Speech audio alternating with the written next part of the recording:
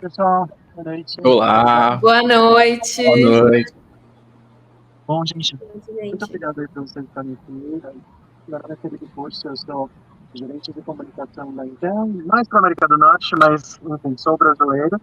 E aí me pediram para cobrir para um tema que a gente teve aqui internamente. Então, eu queria primeiro assim, dar boas-vindas aí para vocês, aqui com a Adriana Sati, para a gente iniciar.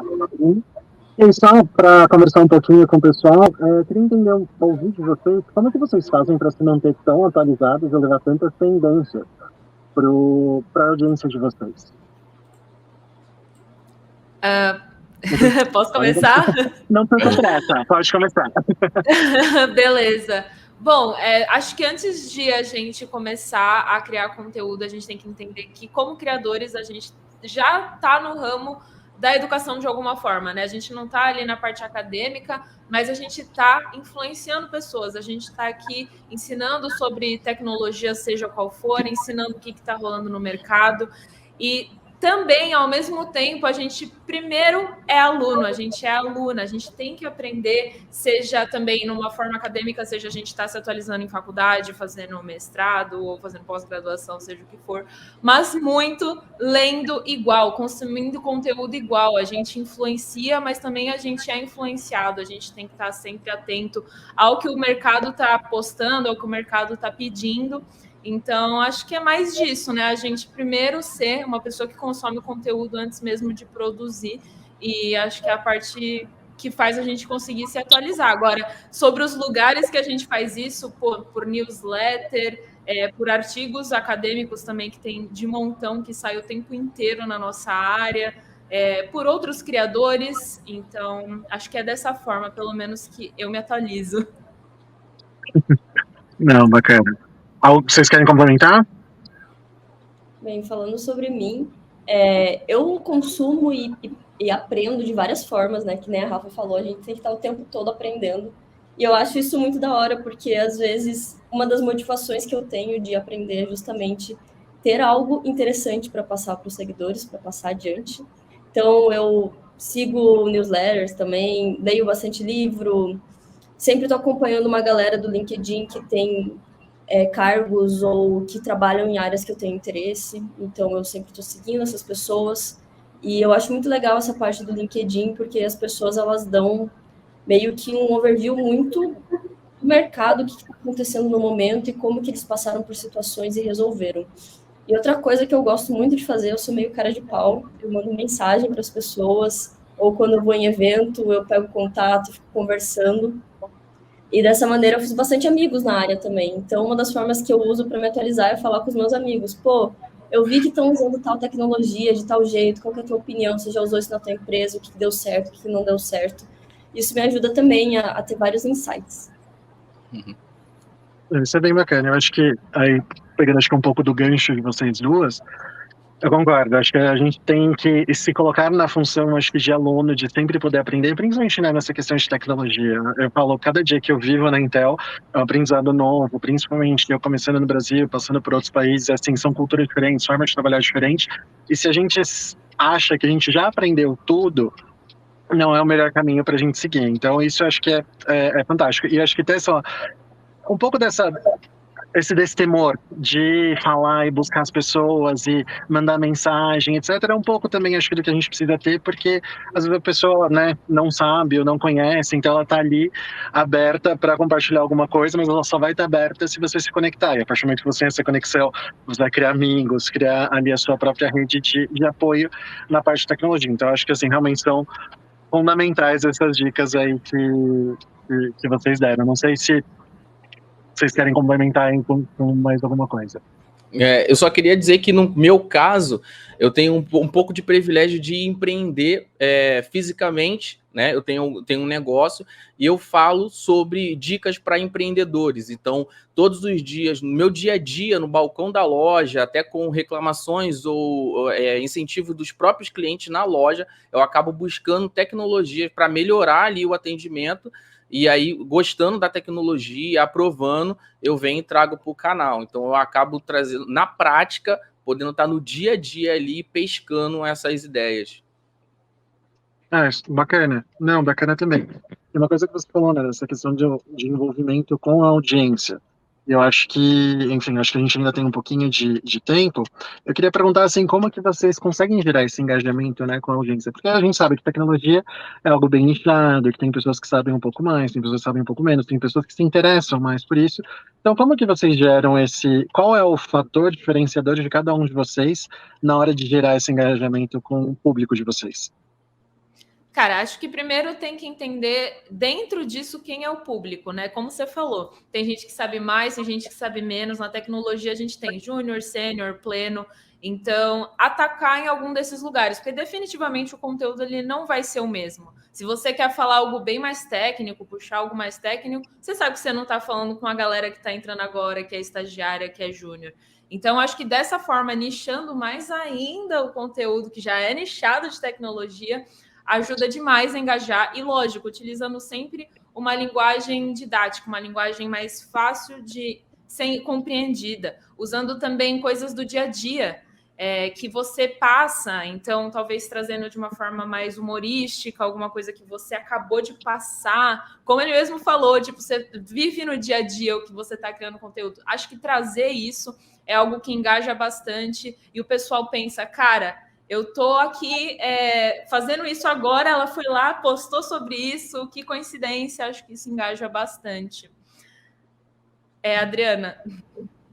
Vou falar aqui. Eu gosto bastante de conversar com a galera que manda inbox. Então, eu estou sempre conversando com os seguidores, vendo o que eles querem que eu fale sobre. Então, acho que isso é uma boa métrica, um bom medidor para saber o que as pessoas estão interessadas em saber. Eu percebi que a galera gosta muito de me ver fazendo esporte, então eu comecei a postar eu fazendo esporte todo dia, porque eu gosto bastante de ir no crossfit, na academia, correr, e eu vi que muita gente às vezes não comenta, mas fala, pô, toda vez que eu encontro um seguidor ao vivo, algum seguidor fala, nossa, você me inspira a fazer exercício físico. Então isso é um termômetro muito bom para descobrir o que as pessoas querem que eu fale. Mas uma coisa que eu também tento compartilhar é coisas que eu acho interessante ou coisas que eu gostaria que tivessem falado para mim. Então, às vezes eu fujo um pouco do nicho de tecnologia, justamente para tentar abordar assuntos que eu acho que são interessantes. E comigo, eu acabo trazendo, como trouxe a tecnologia para o empreendimento, tinha um déficit muito grande, porque o micro e pequeno empreendedor tem uma dificuldade muito grande para conseguir inserir certas tecnologias dentro do negócio.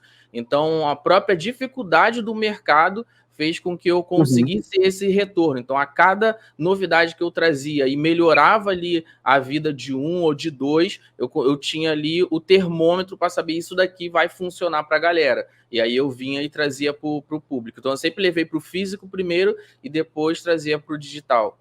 E funcionou bastante. Eu acho que isso é bem bacana, né, que vocês estão falando e estão trazendo para a gente, porque é uma forma de entender, né, uma forma de você colaborar com essa audiência de uma forma um pouco particular, eu acho que, né, a gente precisa também entender que, eu acho que como a Rafa falou, né, que a gente não pode trazer para todos os públicos, a gente precisa fazer algo mais nichado, algum conteúdo que vai estar mais tocado, porque senão a gente tem que abraçar todo mundo e no final acaba não abraçando ninguém. E essa questão, principalmente hoje em dia, né, de trabalhar com as audiências, de engajar, etc., é algo muito, muito, muito complicado, porque tem vários fatores envolvidos, várias questões que a gente tem que levar em consideração na hora de criar o conteúdo. E, bom, acho que a gente ainda tem mais um tempinho para fazer a última pergunta aqui, antes da gente falar, né, de quem é o grande destaque da categoria dessa premiação. E aí eu queria fazer uma pergunta e também pedir para vocês deixarem uma mensagem aí para o pessoal que está assistindo a gente. E a minha pergunta é: qual foi o maior desafio da trajetória de influenciadores ali, de criadores de conteúdo que vocês enfrentaram e vocês continuam enfrentando até hoje? E o que fez vocês continuarem nessa ali? O que motivou vocês a continuar nesse mercado? Bom, eu acho que foi literalmente algo que eu acabei de falar, que foi esse negócio de nichar para para dentro de uma pessoa sênior, de uma pessoa iniciante ou de uma pessoa plena, né? Eu comecei a criar conteúdo sempre focando em quem estava começando, porque quando eu comecei a criar conteúdo, eu também era uma pessoa que estava começando. Eu estava lá no meu primeiro emprego, que de fato foi o que eu sabia, eu estava ensinando. E aí as pessoas começavam a crescer e eu tinha necessidade de crescer junto. Então eu estava aprendendo coisas diferentes, coisas novas, e eu queria mostrar isso para o meu público. Só que o meu público ele não estava acompanhando esse crescimento, porque entrava gente nova iniciante, né? O meu vídeo ali no YouTube, iniciando em HTML, estava sendo visto por novas pessoas que estavam entrando, e aí eu estava já começando a falar de coisas mais avançadas e não estava encaixando. Então, eu acho que essa foi o maior desafio. Também isso acabou fazendo com que pessoas que me acompanhavam pensavam que você também não está avançando no conteúdo. Então, eu acho que isso exatamente foi um grande desafio, assim, de aceitar que eu tinha que focar em alguma das coisas e não querer abraçar o mundo, porque senão não tem jeito. As pessoas sempre vão querer que você crie conteúdo de tudo que é forma, e ainda na tecnologia que tem front-end, back-end, dados, cibersegurança, tudo que existe. Então, acho que esse foi o maior desafio mesmo, que agora, hoje, eu já compreendo. E é isso. Engraçado que aconteceu comigo bem parecido com o que aconteceu com a Rafa, porque a galera... Eu trabalhava muito com máquinas, principalmente a parte de automatização do sistema do empreendedor, e aí quando saiu uma máquina nova, eu queria mergulhar no conteúdo da máquina nova, trazer, mas tem uma galera que ainda estava adquirindo aquela máquina do passado e ela quer ver quer o conteúdo novo sobre a máquina antiga, então eu tinha que estar todo ano reatualizando os vídeos. Então para mim foi uma grande dificuldade de ter que aceitar que eu vou ter que refazer o mesmo vídeo que já tem 4 no canal, tipo, há 4 anos, entendeu? Então, eu tive essa dificuldade de aceitar isso. Não, vou ter que refazer esse vídeo aqui de uma forma diferente, mais fácil de entender. Então, passei por essa mesma dificuldade. A minha é um pouquinho diferente, mas só contextualizando, eu comecei a fazer conteúdo para o Instagram durante a pandemia, muito por uma necessidade de aprender a falar em público, a estar um pouco entediada de não ter mais o que fazer. Então, comecei a fazer isso. Eu fui uma pessoa muito elétrica, que gostava de fazer muita coisa ao mesmo tempo, e a pandemia eu tava ficando muito louca dentro de casa, sem fazer nada, né? Chegava no final de semana, meu Deus, quero trabalhar. E daí eu comecei a fazer o conteúdo para o Instagram, só que começou a me demandar muito também, porque eu sempre trabalhei CLT, e daí trabalhar o CLT e mais depois do período das 8 horas, ter que fazer conteúdo para o Instagram final de semana. Então, para mim, o que foi mais difícil foi desacelerar. Porque sempre eu estava vendo o número de seguidor crescer, as pessoas mandarem mensagens com feedbacks legais, e daí eu pensava, não posso parar. Então chegou, tipo, acho que uns 6 meses que eu não tinha final de semana. Todo final de semana eu parava para gravar vídeo, para editar, para fazer conteúdo. E agora eu tô dando, assim, uma pausa. Quando dá final de semana, eu tento ficar bem off, desligada, aproveitar a vida, ir no parque. Hoje eu fui no parque. Então, para mim, esse foi o maior desafio. Tentar levar a vida de uma forma mais leve, mais devagar, aproveitar o processo. Acho que é um ponto, assim, acho que todos os pontos que vocês trouxeram, né, nessa questão da atualização, por exemplo, de conteúdos antigos, porque realmente o público é exigente, essa questão de você entender qual é o seu limite, né, porque acho que aquilo, principalmente quando autônomo, o criador de conteúdo, ele tá ali fazendo as coisas e é muito fácil se mesclar o trabalho com o pessoal, então existe essa necessidade de realmente parar as coisas, e a gente sabe muito bem, né, a tecnologia tá aí sempre funcionando 24 horas ali, 7 dias na semana, a disponibilidade de todo mundo, então a gente precisa enganchar ali com essas oportunidades para também cuidar da gente mesmo, e isso vai fazer com que vocês sejam ali, né, criadores de conteúdo e consigam entregar esse conteúdo de qualidade também, que às vezes é muito mais importante a gente pensar em qualidade do que quantidade. Bom, eu sei que nosso tempo está acabando, eu queria agradecer aí a todos vocês pelo trabalho que vocês fazem, pela dedicação ali, pelo espaço aqui, né, nessa categoria, nesse prêmio, e eu acho que agora a gente precisa falar de quem é o destaque dessa vez, e pelo que aqui a produção acabou de me falar, então eu queria agradecer, obviamente, mais uma vez a vocês três, e parabenizar a Rafa por ser destaque dessa categoria esse ano. Nossa, obrigada! Agradeço. Não, mais que merecido. Vocês três, mas sabe escolher um, então, Rafa, parabéns. Não sei se você quer agradecer o pessoal também. Muito obrigada. Bom, gente, muito obrigado. Então, acho que essa parte, né, dá encerramento da sessão de tecnologia. E se vocês quiserem dar uma olhada no QR Code aqui na tela, no cantinho esquerdo, acho que de vocês, tem algumas informações, alguns outros projetos também de cunho mais social, que esse ano o prêmio está apoiando, então eu acho que super recomendo, deem uma olhada e participe. Mas muito obrigado mais uma vez pela atenção e pela audiência aí de vocês. Valeu. Obrigada também, obrigada pela oportunidade de ter sido chamada aqui. Fiquei muito, muito, muito feliz. Valeu.